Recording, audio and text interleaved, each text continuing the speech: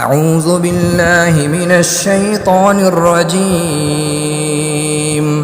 بسم الله الرحمن الرحيم. الحمد لله الذي أنزل على عبده الكتاب ولم يجعل له عوجا قيما لينذر بأسا شديدا من لدنه ويبشر المؤمنين الذين يعملون الصالحات أن لهم أجرا حسنا ماكثين فيه أبدا وينذر الذين قالوا اتخذ الله ولدا ما لهم به من علم ولا لآبائهم كبرت كلمة تخرج من أفواههم إن يقولون إلا كذبا فلعلك باخع نفسك على آثارهم إن لم يؤمنوا بهذا الحديث أسفا إنا جعلنا ما على الأرض زينة لها لنبلوهم أيهم أحسن عملا وإنا لجاعلون ما عليها صعيدا جرزا أم حسبت أن أصحاب الكهف والرقيم كانوا من آياتنا عجبا إذ أوى الفتية إلى الكهف فقالوا ربنا آتنا من لدنك رحمة وهيئ لنا من أمرنا رشدا فضربنا على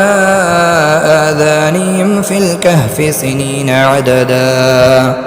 ثم بعثناهم لنعلم أي الحزبين أحصى لما لبثوا ومدا نحن نقص عليك نبأهم بالحق إنهم فتية آمنوا بربهم وزدناهم هدى وربطنا على قلوبهم إذ قاموا فقالوا ربنا رب السماوات والأرض لن ندعو من دونه إلها لقد قلنا إذا شططا هؤلاء قوم اتخذوا من دونه آلهة لولا يأتون عليهم بسلطان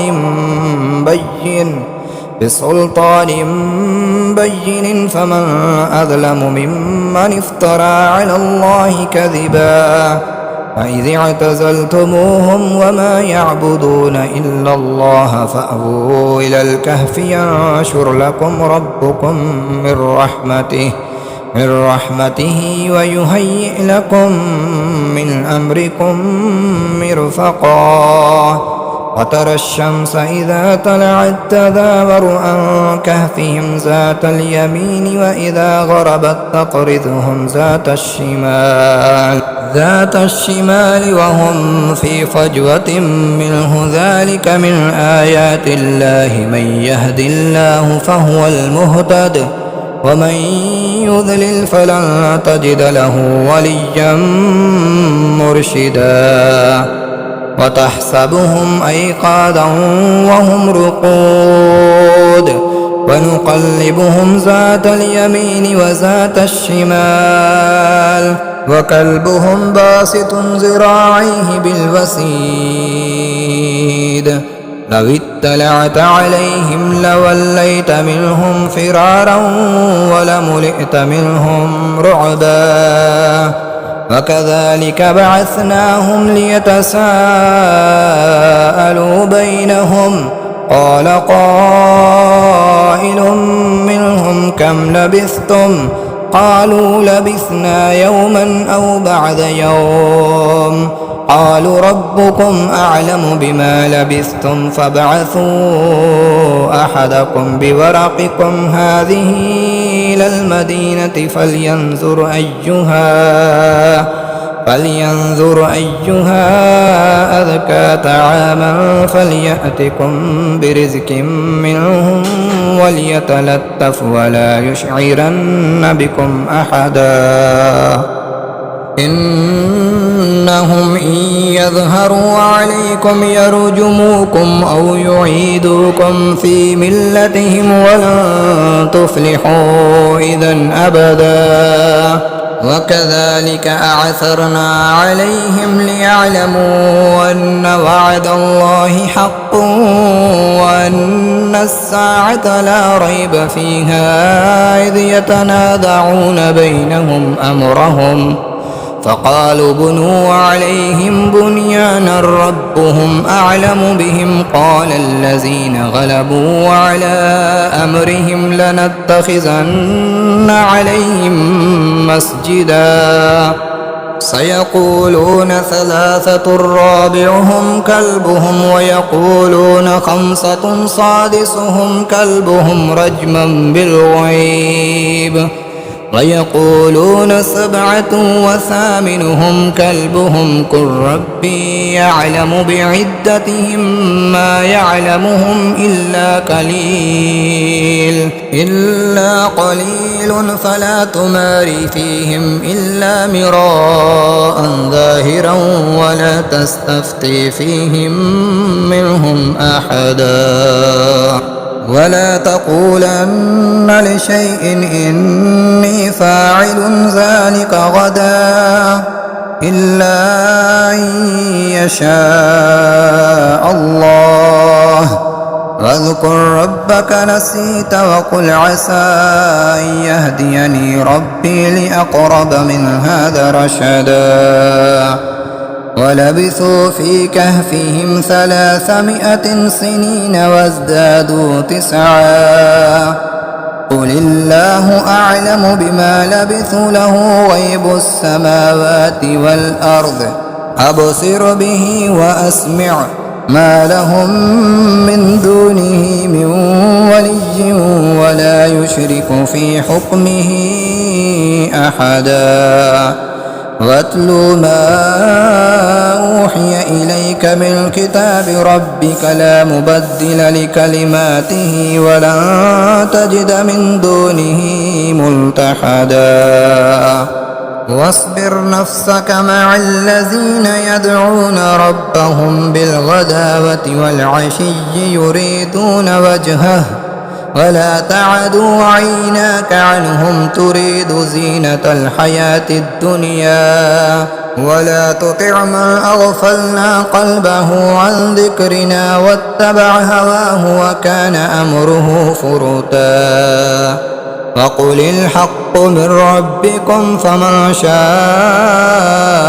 فليؤمن ومن شاء فليكفر إنا أعتدنا للظالمين نارا أحاط بهم سرادقها وإن يستغيثوا يغاثوا بماء كالمهل يشفي الوجوه بئس الشراب وساءت مرتفقا إن الذين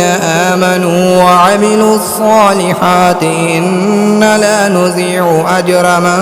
أحسن عملا أولئك لهم جنات عدن تجري من تحتهم الأنهار يحلون فيها من أساور من ذهب ويلبسون ثيابا خضرا من سندس واستبرق متكئين فيها على الأرائك نعم الثواب وحسنت مرتفقا واضرب لهم مثل الرجلين جعلنا لأحدهما جنتين من أعناب وحففناهما بنخل وجعلنا بينهما زرعا كلتا الجنتين آتت أكلها ولم تظلم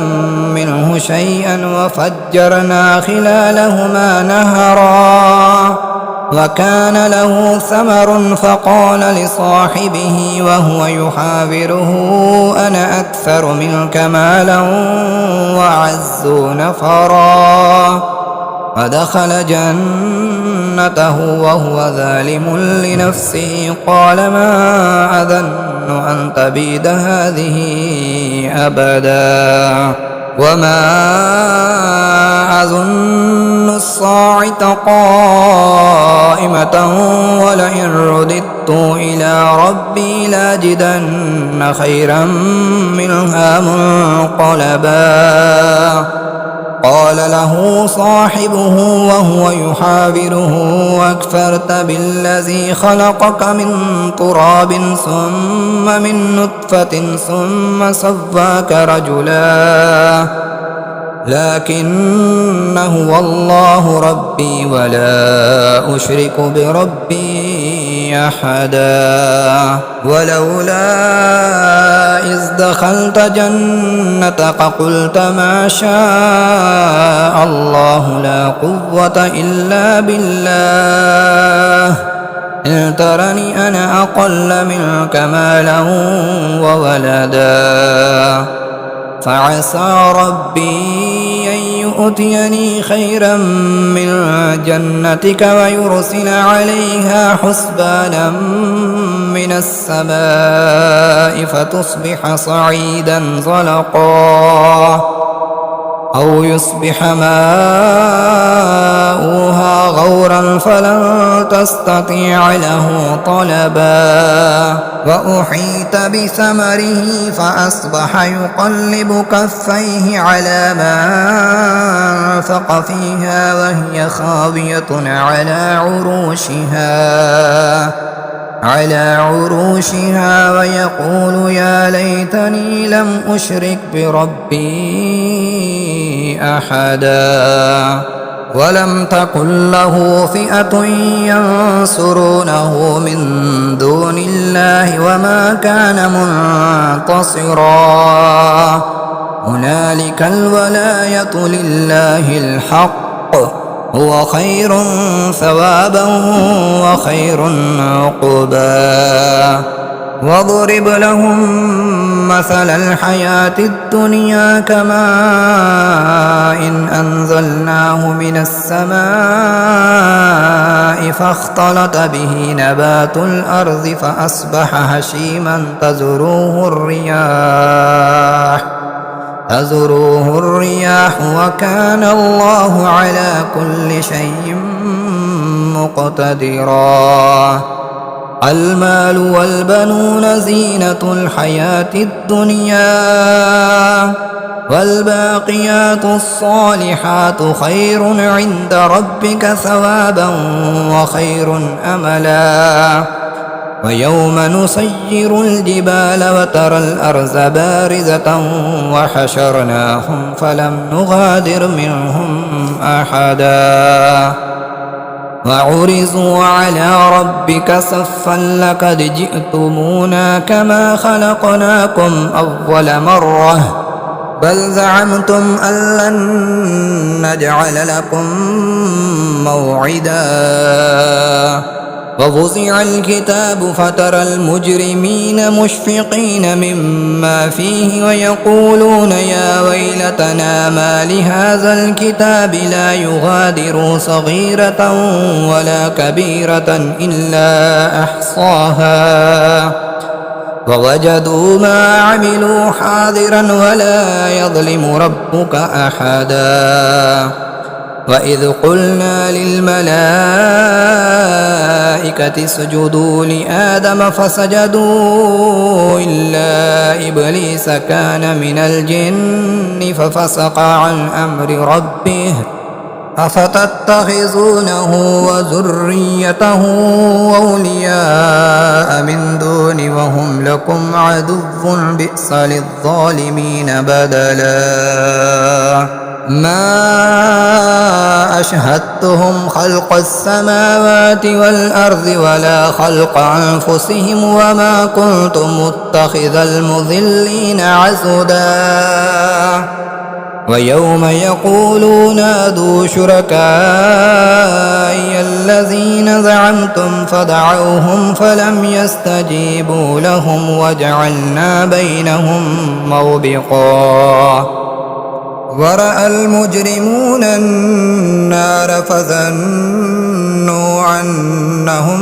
مواقعها ولم يجدوا عنها مصرفا ولقد صرفنا في هذا القرآن للناس من كل مثل وكان الإنسان أكثر شيء جدلا وما منع الناس أن يؤمنوا إذ جاءهم الهدى ويستغفروا ربهم إلا تأتيهم سنة الأولين أو يأتيهم العذاب قبلا وما نرسل المرسلين إلا مبشرين ومنذرين ويجادل الذين كفروا بالباطل ليدحضوا به الحق واتخذوا آياتي وما أنذروا هزوا ومن أظلم ممن ذكر بآيات ربه فأعرض عنها ونسي ما قدمت يداه إنا جعلنا على قلوبهم أكنة أن يفقهوه وفي آذانهم وقرا وإن تدعهم إلى الهدى فلن يهتدوا إذا أبدا وربك الغفور ذو الرحمة لو يؤاخذهم بما كسبوا لعجل لهم العذاب بل لهم موعد لن يجدوا من دونه موئلا وتلك القرى أهلكناهم لما ظلموا وجعلنا لمهلكهم موعدا وإذ قال موسى لفتاه لا أبرح حتى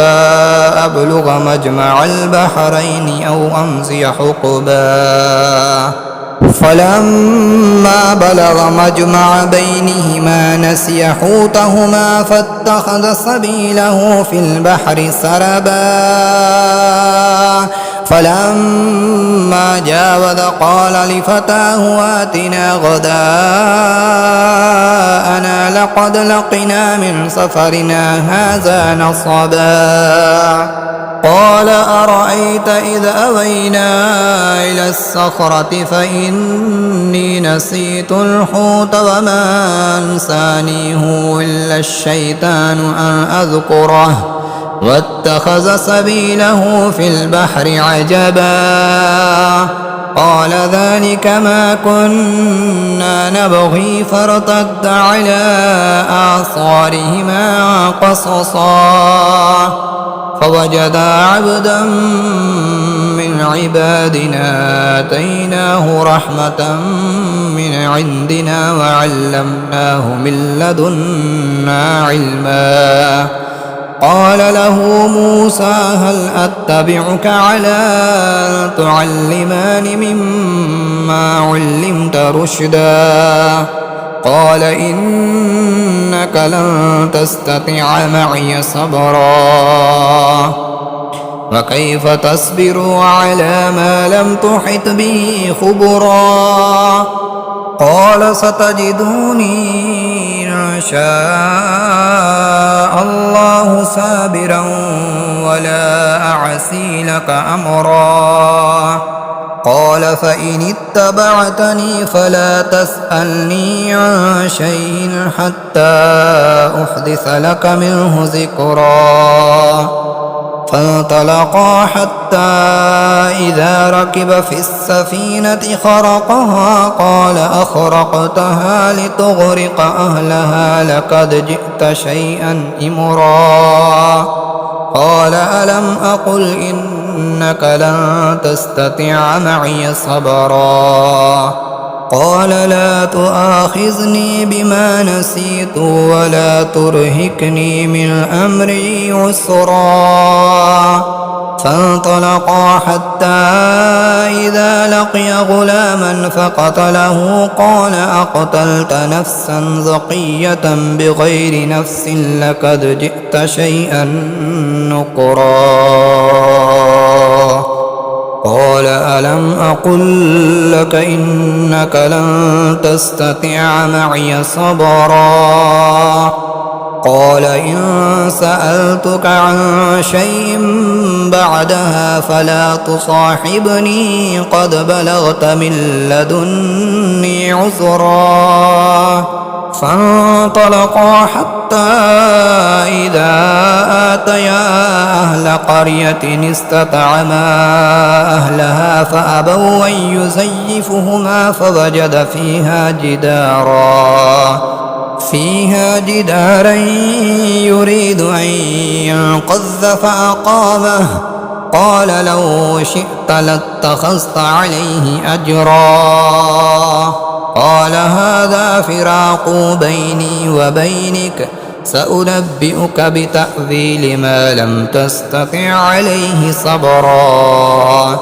أما السفينة فكانت لمساكين يعملون في البحر فأردت أن أعيبها وكان وراءهم ملك يأخذ كل سفينة غصبا. وأما الغلام فكان أبواه مؤمنين فخشينا أن يرهقهما طغيانا وكفرا. فأردنا أن يبدلهما ربهما خيرا منه زكاة وأقرب رحما. وأما الجدار فكان لغلامين يتيمين في المدينة وكان تحته كنز لهما وكان أبوهما صالحا. فأرادا ربك أن يبلغا أشدهما ويستخرجا كنزهما رحمة من ربك وما فعلته عن أمري ذلك تأويل ما لم تستطع عليه صبرا. ويسألونك عن ذي القرنين قل سأتلو عليكم منه ذكرا. إنا مكنا له في الأرض وآتيناه من كل شيء سببا. حتى إذا بلغ مغرب الشمس وجدها تغرب في عين حميئة ووجد عندها قوما. قل يا ذا القرنين إما أن تعذب وإما أن تتخذ فيهم حسنا.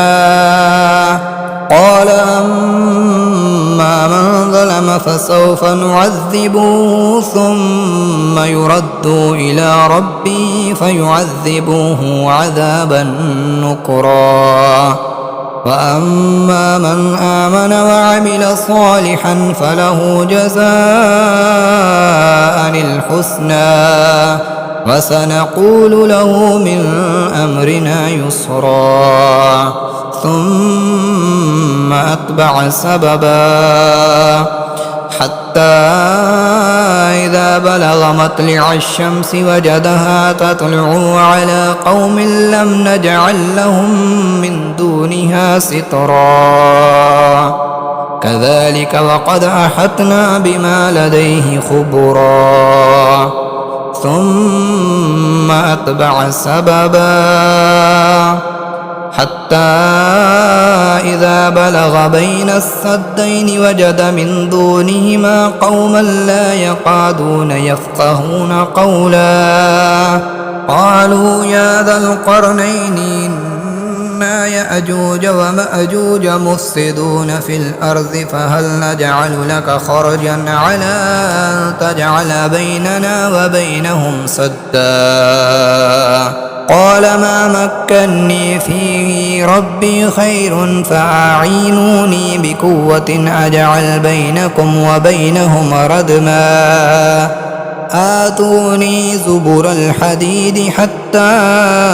إذا ساوى بين السدفين قال انفخوا حتى إذا جعله نارا قال آتوني يفرغ عليه قطرا فما استطاعوا أن يظهروه وما استطاعوا له نقبا قال هذا رحمة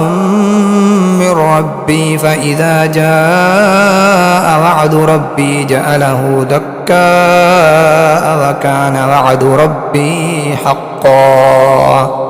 وتركنا بعدهم يومئذ يموج في بعض ونفخ في الصور فجمعناهم جمعا وعرضنا جهنم يومئذ للكافرين عرضا الذين كانت أعينهم في غطاء عن ذكري وكانوا لا يستطيعون سمعا أفحسب الذين كفروا أن يتخذوا عبادي من دوني أولياء إنا أعتدنا جهنم للكافرين نزلا قل هل ننبئكم بالأخسرين أعمالا الذين ذل سعيهم في الحياة الدنيا وهم يحسبون أنهم يحسنون صنعا أولئك الذين كفروا بآيات ربهم ولقائه فحبطت أعمالهم فلا نقيم لهم يوم القيامة وزنا ذلك جزاؤهم جهنم بما كفروا واتخذوا آياتي ورسلي هزوا إن الذين آمنوا وعملوا الصالحات كانت لهم جنات الفردوس نزلا خالدين فيها لا يبغون عنها حبلا قل لو كان البحر مدادا لكلمات ربي لنفد البحر قبل أن تنفد كلمات ربي ولو جئنا بمثله مددا قل إنما أنا بشر مثلكم يوحى إلي أنما إلهكم إله واحد فمن كان يرجو لقاء ربه فليعمل عملا صالحا